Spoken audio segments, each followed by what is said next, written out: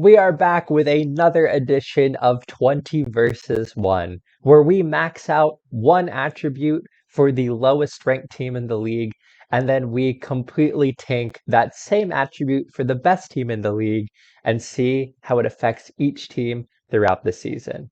Today, we are doing jumping reach. So we are doing this in the English Premier Division, so we are going to go to the worst team by season preview, which is Luton. And we are going to go to their senior squad, and we are going to use the in-game editor to make every single player on Luton have a jumping reach of 20. So I'm going to go through and max out jumping reach for every player on Luton. And once I have now completed that with Luton, we are going to go to Manchester City, supposedly the best team in the English Premier Division, and we are going to do the opposite. We are going to go into every single player on Man City, and we are going to change their jumping reach to 1. So I'm going to complete this, and then I'll come back and show you what it looks like. So this is what things look like now, and after changing all of those attributes, Luton are now supposed to finish 19th. That's a little bit better, right? And Man City are still expected to win the league. So looking at Luton and looking at their senior squad, every single player has a jumping reach of 20. So we have Ross Barkley. If we go down to Mpanzu, he has a jumping reach of 20, all the way down here to James Shea. And I would like to note for the goalkeepers, I haven't just made the jumping reach 20. I've also made their aerial reach 20, since that's kind of more applicable to goalkeepers. On the flip side, I've gone into Manchester City squad, and from Erling Haaland all the way down here to Scott Carson, they all have jumping reaches of 1. And similarly, with our goalkeepers, I've also given them an aerial reach of 1. So if I go in and we take a look at Ederson, he has an aerial reach of 1 and he has a jumping reach of 1. So I am really curious to see how this is going to affect each side. For Man City, honestly, I don't think the lack of jumping reach will affect them too much. I don't think having a bad jumping reach is the worst thing in Football Manager, but I am curious to see if they're going to lose a lot of headers, and most curiously, if they're going to allow a lot of goals off of corners and other types of set pieces.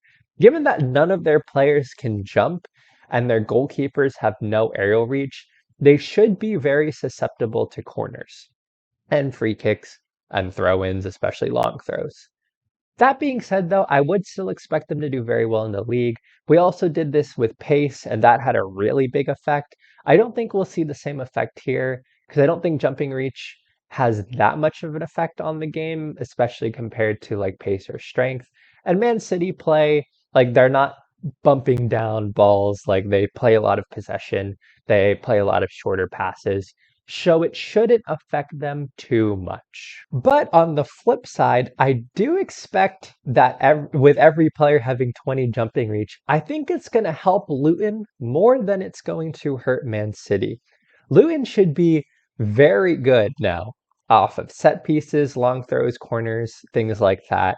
They should win pretty much every aerial duel, and they can go a lot more direct now. They can float in crosses and things like that. I expect this to be a big help for Luton. I could see them going maybe a lower mid-table side. I still expect Man City to be in the top 4. I don't know if I expect them to win the league, but certainly Luton, I could see them going to maybe where Brentford or Fulham are here as a lower mid-table side. So with that, this is what the EPL looks like. Let's go to the end of the season and see how editing jumping reach affected our two sides. Welcome back. We are at the end of the season, but before we look at it, I do want to note I did go in January, and any new signings that Luton and Man City made, I did change their jumping reach attribute to reflect the rest of their team. So with that, we're 1 year into the future. Let's see what happened. Well, Man City still won the league. They are so OP. 88 points. Despite having a team that can't jump, they were still phenomenal. But perhaps even better, and the thing most interesting, with 42 points, 10 wins, 12 draws, and 16 losses, Luton did end up kind of being a lower mid-table side. They finished 11 points clear of the drop, and overall, Luton did pretty well. So let's take a look at Luton's schedule, and they had a very good start to the season. They lost 3-0 to Arsenal on opening day, but a number of wins, and they didn't lose many matches, but it looks like towards the middle of the season, maybe teams started adapting. And yeah, I think it looks like teams started to adapt maybe to Luton having that really good jumping reach because in the last 3 months of the season, they only won 2 games after a really, really bright start to the season, especially for Luton. And City, on the other hand, they did lose the Community Shield, but they won the Super Cup.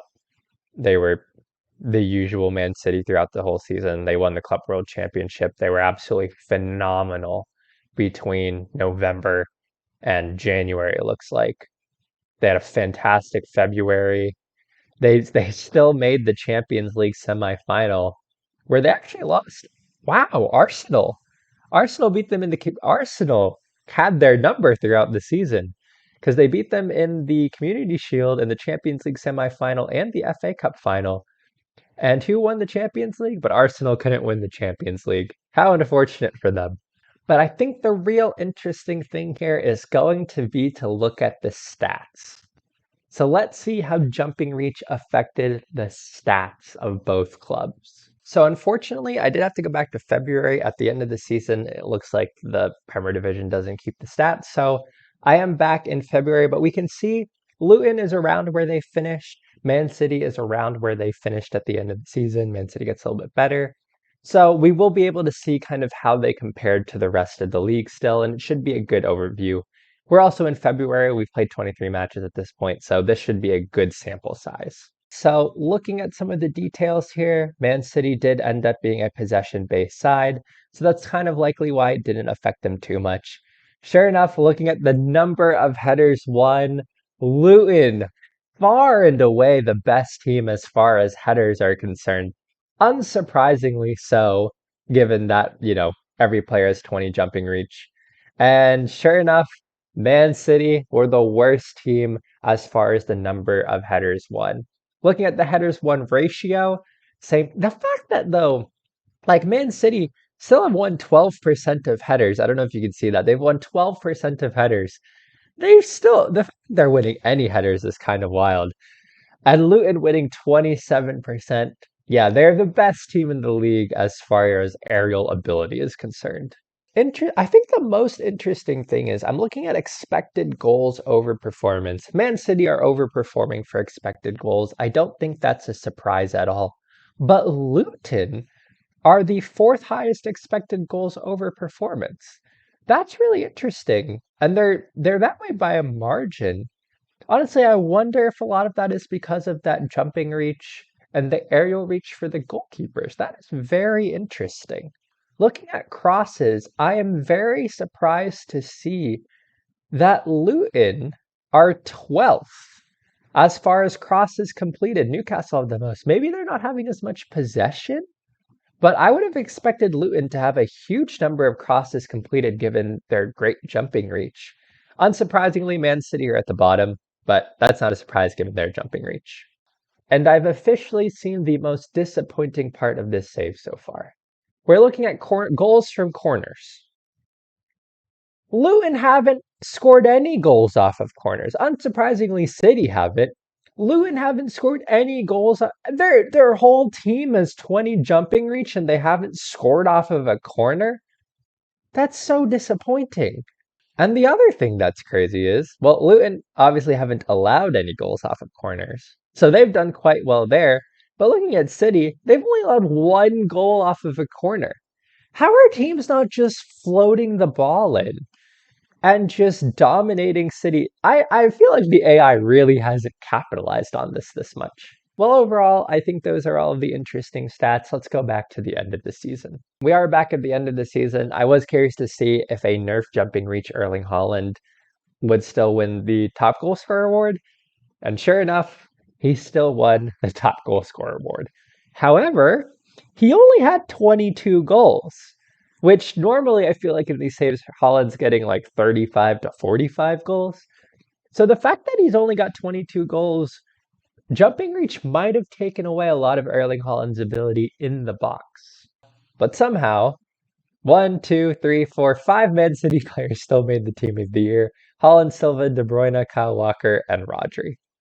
Well, there you have it. That was 20 versus 1 jumping reach edition, where we give 20s for one attribute for the team that's supposed to finish 20th, and we give ones for the team with the attribute that's supposed to finish first. And it did, but didn't do a whole lot. Like, Man City won the league, so jumping reach didn't affect them. But having maxed out jumping reach ended up being a huge boost for Luton, as they ended up staying in the English top flight very comfortably. So having low jumping reach wasn't too bad, but having high jumping reach ended up being a really good thing. But with that, this was a fun experiment. I hope that you've enjoyed this experiment. I hope you enjoyed this video. I hope you enjoyed watching it. I hope you all are having a wonderful week. And I guess I will see you all in the next video. Bye.